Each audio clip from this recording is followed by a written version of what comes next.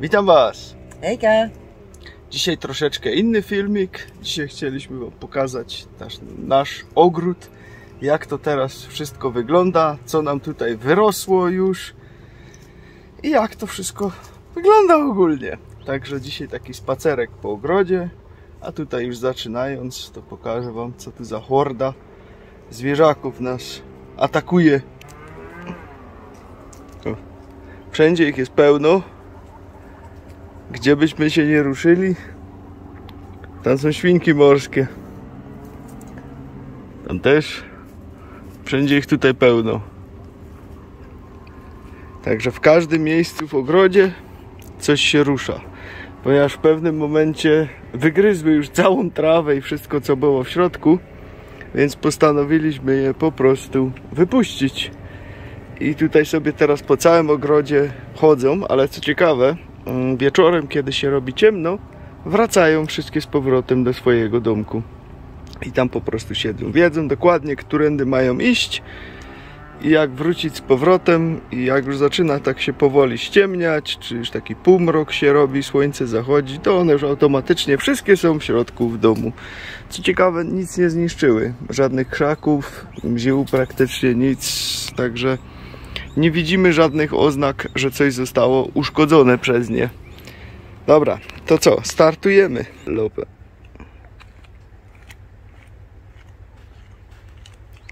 Ogród jest całkowicie dalej mocno zarośnięty. Pomimo, że są świnki, które jednak tutaj trochę trawy koszą. O, tak jak tu jest wszystko wykoszone.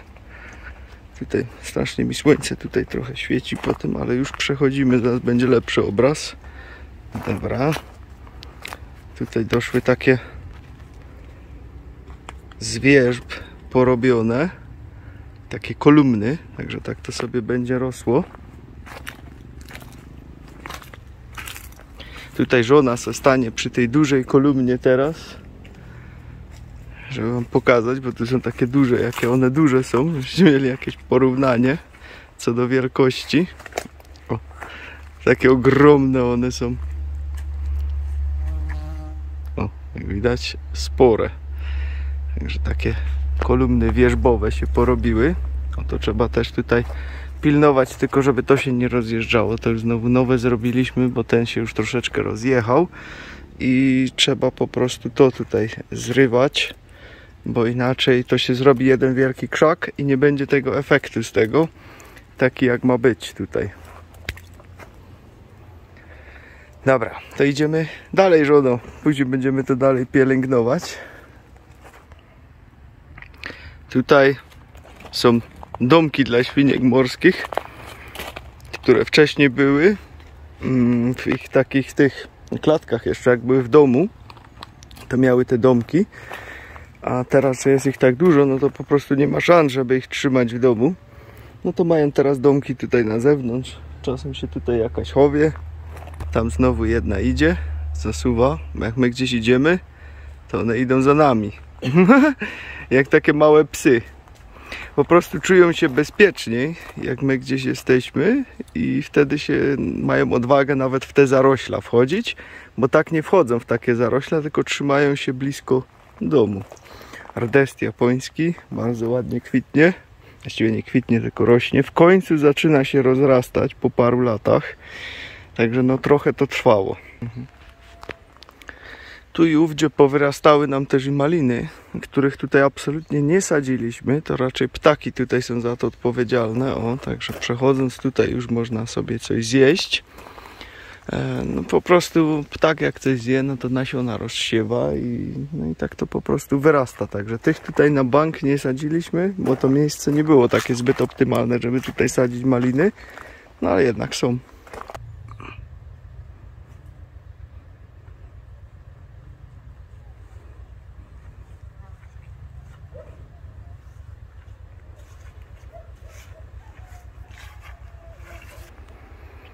Tutaj bardzo dużo malin. Były tutaj chyba może z 2 krzaczki, co posadziliśmy, ale one się strasznie tutaj rozmnożyły. Że w tym roku jest ich naprawdę sporo tutaj. Później mamy różne inne krzaki, agresty, nieagresty. Oczywiście część już jest zjedzona, część jeszcze stoi, masa porzeczek. W tym roku bardzo mocno też róże obrodziły, bardzo dużo, co wam tutaj pokażę. O, patrzcie, ile tutaj jest owoców róży i one są ogromne. Naprawdę są ogromne te owoce róży. Jest ich ogromna ilość, co wam tutaj spróbuję pokazać. O, popatrzcie, ile tego jest. Tutaj nie ma szans praktycznie, żeby to w tym roku przerobić, także ptaki też będą miały co robić. Tutaj wszędzie wokół, wszędzie tego pełno. Zakwitły nam też w tym roku takie fajerwerki kwiatowe. Czekaliśmy na to, czy one zakwitną. O, tutaj jeszcze jeden rośnie, taki duży. I tak to wygląda. To nazywamy takie fajerwerki kwiatowe, bo one wyglądają jak rakiety. Takie. Nawet nie wiem, co to jest dokładnie za nazwa. Pamiętałem, ale zapomniałem niestety. Bo posadziliśmy już dawno temu i nic z nich nie było, nic się nie pokazywało, aż w tym roku nagle zakwitły. Że w końcu widoczne warunki się zrobiły optymalne. Wszystko jest tak, jak ma być. Tak jak matka natura to przewidziała. Wszystko sobie ładnie rośnie, wszystko jest zielone, nic tutaj nie jest koszone. Tutaj insekty, motyle, wszystko mają po prostu swój raj. A my tutaj mamy tylko takie ścieżki i w tym roku już nawet nie wykoszone, tylko wydeptane. Bo kiedyś tutaj jeszcze robiliśmy takie małe dokaszania, ale w tym roku no po prostu nawet czasu nie było na to, żeby cokolwiek kosić. Ja znowu pod słońce filmuję, muszę się odwrócić. Bo nic nie widać. Słońce daje naprawdę dzisiaj mocno czadu. O, w końcu wchodzimy do cienia. Może teraz będzie lepszy obraz. O, teraz jest lepszy obraz. Jabłka. W tym roku masa jabłek. To są naprawdę młode jabłonki, które tutaj mamy. I naprawdę sporo tego obrodziło.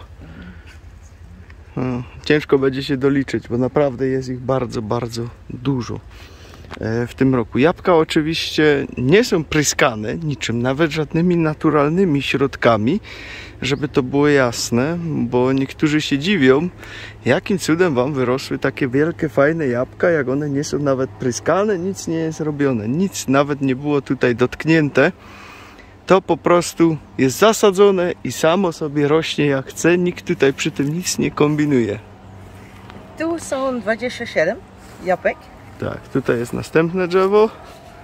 Ono stoi tak praktycznie, że w róży, ale jak tutaj popatrzycie, tu są jabłka.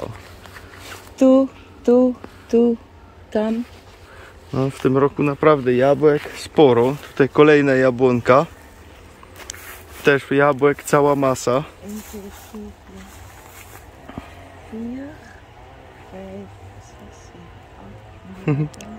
Żonka szybko liczy. Bo to jest 25. No, jest naprawdę sporo. Dużo było borówek, dużo było porzeczek, dużo agrestu było. I jeszcze kwitnące róży tu. Tak, tutaj też jeszcze róże kwitną. Jest bardzo fajnie. No róż naprawdę w tym roku, no nie widzieliśmy jeszcze takiego roku, żeby było tyle owoców róży, co w tym roku.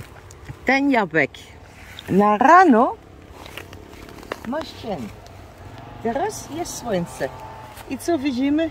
Zero jabłki tu. Tak, ten nie. Ten może jeszcze być za młody, wiesz, bo one nie były wszystkie w jednym wieku, jak żeśmy je sadzili. I nie wszystkie owocują jeszcze. Także myślę, że niektóre będą jeszcze owocować. Tutaj spróbuję przejść jeszcze na dół. Tutaj aronia. Też bardzo fajnie. Już część zużyta aronii. Także drzewek tutaj jest naprawdę sporo. Wszystkich poukrywanych. Ziół też cała masa.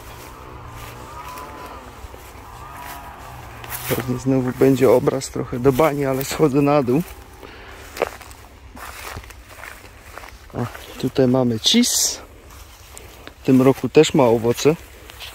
Także są i owoce cisu. Owoc będzie jadalny, tylko jeszcze jest niedojrzały. Tylko i wyłącznie sam owoc jest jadalny, ścisł. Pestka nie jest jadalna. Absolutnie nie. I cała reszta cisu też nie jest jadalna. Tylko i wyłącznie owoc. Reszta jest trująca. Tutaj mamy jedną jabłonkę, która przegięła. I to mocno przegięła w tym roku z owocami. I w momencie, kiedy my byliśmy w Węgrzech, nawet tego nie zauważyliśmy, ponieważ to jest ta dzika część ogrodu, gdzie bardzo rzadko wchodzimy. To kiedy byliśmy po prostu w Węgrzech, to ona tak przesadziła, tak to musiało wszystko obrosnąć, że po prostu klękła. Także wszystko się pozginało. Na szczęście się nie połamało, tylko się pogięło, ale te jabłka już będziemy tutaj z niej ściągać teraz, bo one są już dojrzałe. I już je tutaj testowałem, także naprawdę już są spoko, prosto do jedzenia. Co wam mogę zaprezentować? Jak to wygląda? Jak ja teraz takie jabłko jem? Wybieramy sobie jedno. Zobaczmy, które będzie. Te będzie takie fajne. O, to jest fajne jabłuszko. Czekaj, przełączymy kamerę może. Albo weź ty kamerę i sfilmuj mnie. Tylko się muszę obrócić, bo będziesz pod słońce filmować. Dobra.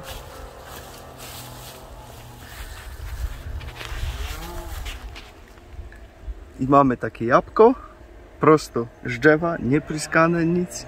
Wychodzę sobie na ogród, jestem głodny i co? I jem.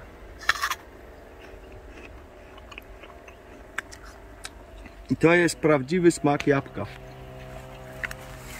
Taki smak w sklepie ciężko znaleźć, ponieważ te w sklepie naprawdę tak nie smakują.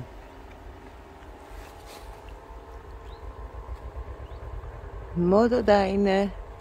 I im więcej ja mam to, ten nasion w ogród, im lepsze to jest to matka natura. Żona mówi, mam się cofnąć, bo chrupie tutaj tym jabłkiem. I co ja w ogóle nie lubię i to mnie interesuje naprawdę, kto robi jaki filmik, albo kto to mówi. Ja nie lubię, kiedy są ludzie, którzy jedzą i to jest dla mnie straszne. To ja absolutnie nie lubię.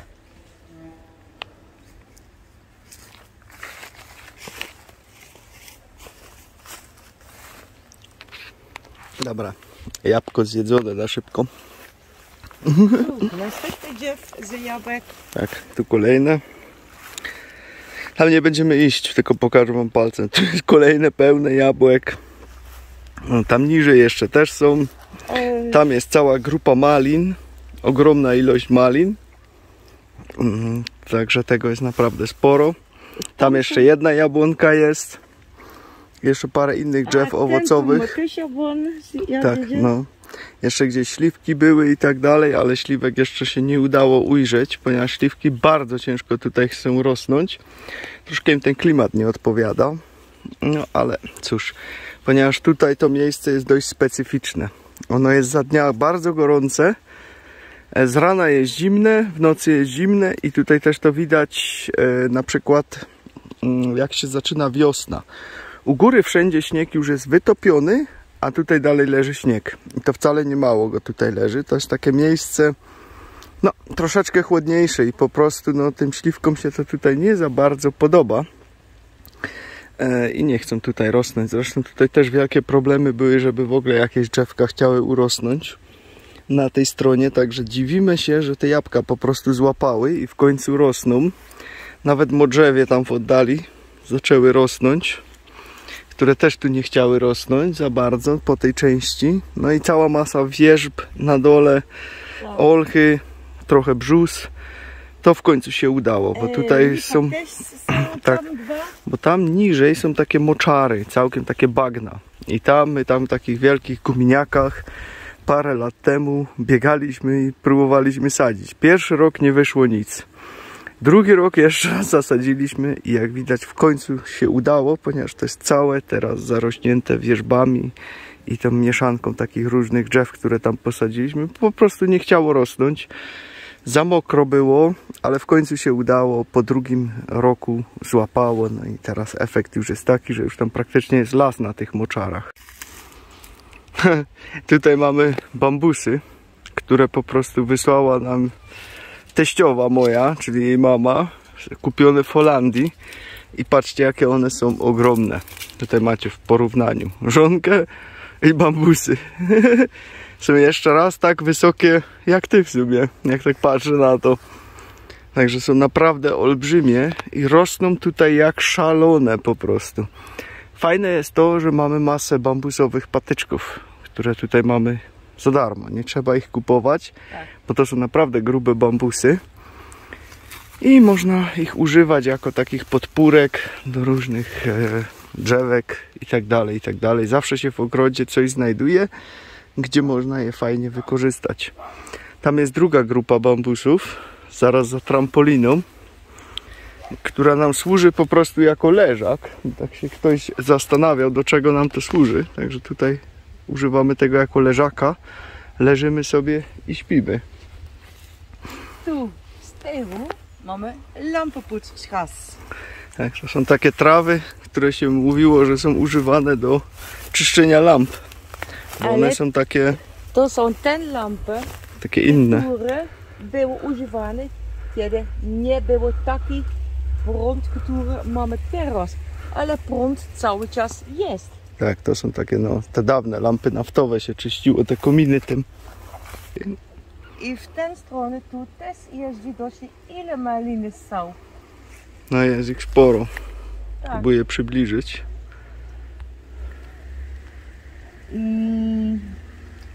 Teraz zapomniałam polskiego nazwa, reuzenbalsemin. Niecierpek. Tego Tak. jest sporo tutaj wszędzie. I to też jest bardzo dobrze na pszczoły i inne fruwające małe przyjaciele, które potrzebują miodu. Dokładnie. Dobrze, wróciliśmy na główną ścieżkę. Przejdziemy jeszcze sobie w tą stronę. Przełączyłem troszeczkę na inną kamerę, żeby był szerszy obiektyw, bo tamten troszeczkę za blisko mi wszystko pokazywał. A tak nie chciałem. Te następne róże, które tutaj rosną. Te jeszcze róże kwitną. Tutaj olbrzymie osty, które tu wyrosły. Także też jest sporo. Nasza stara altanka, którą tu przenieśliśmy, też tutaj się świetnie ma. Co chciałem wam tu pokazać. To nie będę tam teraz jeszcze szedł. Spróbuję przybliżyć znowu. Jeszcze jeden raz przybliżymy. Tam jest rokitnik. Ogromna ilość owoców ja Tam widzę. bardzo dużo rokitnika. Naprawdę. Nie, to jest rokitnik tam z tyłu. Tylko jeszcze nie jest do końca dojrzały. Także w tym roku będzie rokitnika naprawdę sporo. Obrodził jak szalony w tym roku. Także no, będzie co zbierać. Z Aronią już się dzielę pomału z ptaszkami, bo one też chcą, jak to zawsze z ptaszkami bywa. Ponieważ też nie jestem w stanie przerobić wszystkiego. O, tam znowu widzę jabłonkę, która też znowu ma jabłka. Także czasem sami nawet nie wiemy, co w ogrodzie mamy. Ponieważ no, są to niespodzianki, które znajdujemy. Tam jest następna jabłonka. Też pełno jabłek na tym. Obrodzone. I to wszystko młode krzaki. Bo ten ogród ma teraz w tym momencie 16 lat. Tak. Tyle, ile żeśmy się tutaj wprowadzili, tyle ma. Wcześniej go po prostu tutaj nie było nic. To było puste, szczere pole. Ale kiedy ja zobacz tu na ten roza kanina i na prawej stronie też są bardzo duże, małe rozenbotteltjes. No, są duże i małe. Takie właśnie róże. No, róży naprawdę jest masa w tym roku. Jeszcze wam pokażę z tej strony, jak to tu wygląda. Tego jest naprawdę sporo. To by się tak wydawało, że tu nie ma dużo jedzenia, ale no można by się zdziwić. Można by się tutaj zdziwić. Tutaj jest naprawdę ogromne ilości tego. Ja już tutaj całe lato jem i nie mogę przejeść, bo tego jest naprawdę bardzo dużo. Borówek, cała masa wszystkiego. Najpierw się zaczęło od jagody kamczackiej, ta chyba jako pierwsza się zaczęła, a tu jeszcze były wczoraj 2 borówki, ale już sobie ptak wziął, bo jeszcze 2 sobie zostawiłem i już ich nie ma. Także to już ptaszki sobie zjadły, no i nie szkodzi, na zdrowie im.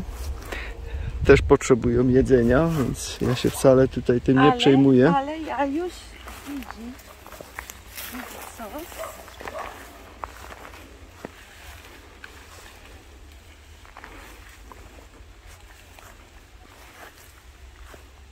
Też ma owoce teraz. Kalina, nie? Tak. No, kalina tutaj też jest. Szczeci też bardzo dużo wszędzie powyrastało. Także jest tego naprawdę sporo. Mirabelki też ze wszystkich stron są. No sporo, po prostu bardzo dużo krzaków jadalnych, które tutaj nasadziliśmy. Owocują pomalutku i dają swoje plony. Także po prostu nie trzeba głodować. No ty akurat, Johnko, tego nie jesz. Bo ty jak jesteś na karniworze, no to nic z tego. Ale dla mnie jak znalazł. Ja tutaj mam masę pożywienia w tym ogrodzie. No i też zachęcamy was po prostu, dlatego to chcieliśmy wam pokazać, ponieważ to jest ogród całkowicie dziki. Tak jak pierwsze lata jeszcze próbowaliśmy tutaj coś robić, żeby to utrzymać, jakieś tam trawę dokaszać, jakoś ścieżki kosić. Tak w tym roku puściliśmy to już całkowicie, żeby natura sobie sama tutaj rządziła. Jak widzicie, no nawet ścieżki już nie są wykoszone. Trzeba się przeciskać miejscami, tak jak na przykład tutaj, bo już inaczej się nie da przejść. I po prostu efekt jest bardzo fajnie widoczny, ponieważ idealna symbioza się tutaj zrobiła i po prostu patrzcie. Wow, patrz tam. No zaraz pokażę, widziałem właśnie, patrzcie jak to wygląda tutaj. Wszystko jest pełne. Wszystko jest zarośnięte, ale wszystko i rośnie i wszystko daje plony. Bez żadnych oprysków, bez żadnych sztucznych nawozów, bez żadnych pestycydów, bez żadnych herbicydów. Nic tu w tym ogrodzie nie ma. Nic. Tam jeszcze taka kolejna jabłoń. No ta się też już ugina. Trzeba będzie też te jabłka stamtąd zerwać. No, powoli się przewraca, także te następne idą do zrywania. No i też już są dojrzałe z tego co widzę. O, patrzcie ile tam tego wisi. Aż się drzewa po prostu przewracają, nie dają rady tego utrzymać. I to nie są małe jabłka, z tego co ja widzę, to są ogromne jabłka. Bardzo duże, tak jak moje ręce pewnie. No, takie wielkie jabłka wyrosły. Tam jeszcze gdzieś jedna jabłonka jeszcze też była z tamtej strony. Także tam jeszcze też jedna będzie. No i tak wygląda ten nasz dziki ogród. Zasługa żony, ponieważ ona bardzo tutaj dbała o to na początku. Ale jeszcze ja to robię, ale to jest taka praca, która nie jest widoczna dla większości ludzi. Ten ludzie, którzy już byli u nas, oni wiedzą, co jest mój ulubiony hobby. Od ten odcinek ja robię wam już inny filmik i ja pokażę wam już parę odcinki o ten pracy, którą ja lubię. Bo to jest praca dla mnie relaksująca, ale również to daje takie ogromne voldoening aan mij. Jest dla niej takie no wystarczające, to czuję się spełniona po takiej pracy, może tak to powiem. Bo od momentu... Czekaj, ja tylko przejdę. Okej, dobra. Przejdź ty tam może, bo mi tutaj chyba znowu słońce coś obiektyw psuje. Okay. Dobra. Od momentu, kiedy ja startuję, robię tę pracę, pierwsze małe zwierzęta, które przyjdą, zobacz, to są komary. No tak. Cały czas i to nie szkodzi, gdzie ja jestem, komary przyjdą pierwszego. Później są muchy.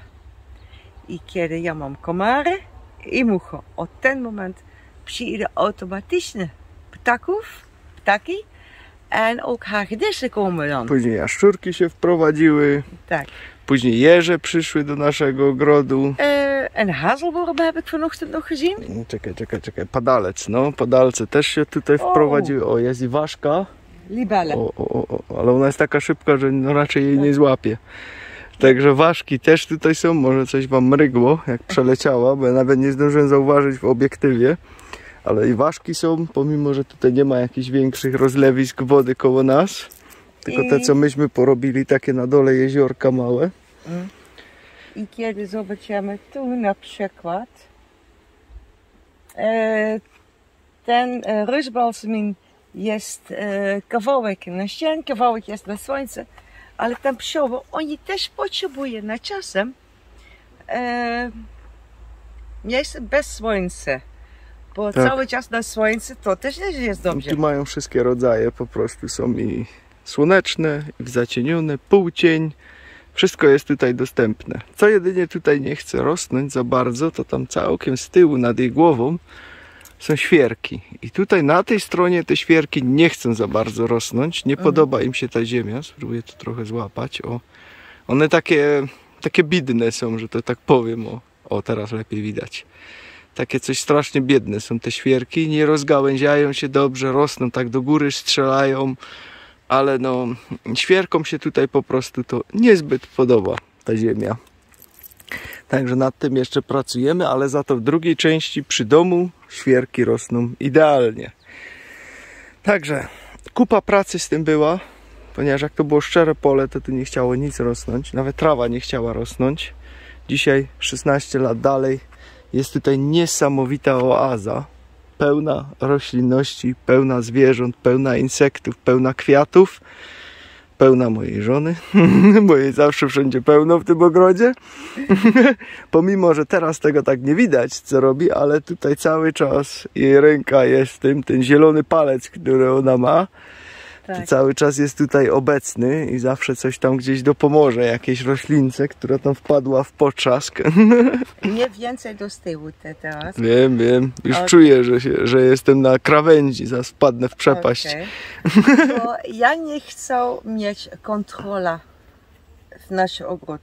Najpierw to spróbowałam, ale to jest hopeloze zaak. Tak, no, to chodzi tutaj o te eko i tak dalej, no ale my tak nic nie sprzedajemy, a sami dla siebie to jest bezsens, żeby miał jabłko, gdzie mi ktoś znaczek eko przyklei na nie. Bo naklejki nie są eko. Tak, dokładnie, także nic mi po tym. Ja wiem, że to jest eko dla mnie i tyle. I tutaj zwierzaki też mogą się nacieszyć z tym. Tak. Zaraz mi świnki morskie będą z jabłkami pomagać, bo ja ich tak wszystkich nie ma szans, żeby mi przejadł, bo bym się całkiem spasł. Już i tak po tym lecie i po tych owocach to już widzę po swoim brzuchu, że urósł. Także na zimę trzeba będzie go spalić. Dobra, moi drodzy, to by było tyle na dziś. Trzymajcie się. Hej. Do następnego razu, pa.